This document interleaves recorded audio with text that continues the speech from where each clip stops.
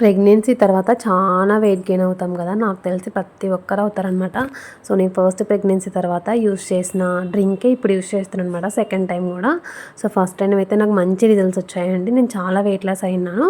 అందుకని ఇప్పుడు 6 మంత్స్ కదా అని, ఇంకా 6 మంత్స్ తర్వాత మనం వర్కౌట్స్ కానీ ఏమైనా చేయొచ్చు కదా అని ఇప్పుడైతే స్టార్ట్ చేశాను అనమాట. ఏం లేదు, అందరికీ తెలిసిందే, ఇది చాలామంది యూస్ చేస్తున్నారు కదా ఆల్రెడీ.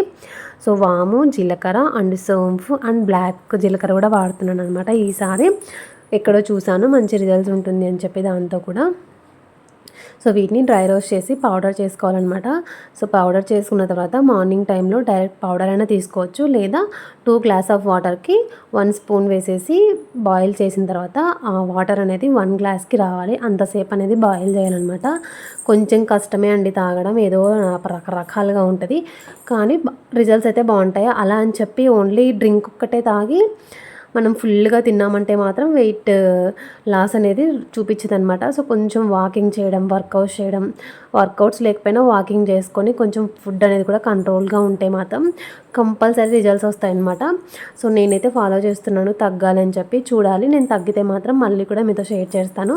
సో తగ్గాలనుకున్న వాళ్ళైతే కంపల్సరీ ట్రై చేయండి, రిజల్ట్స్ బాగుంటాయి.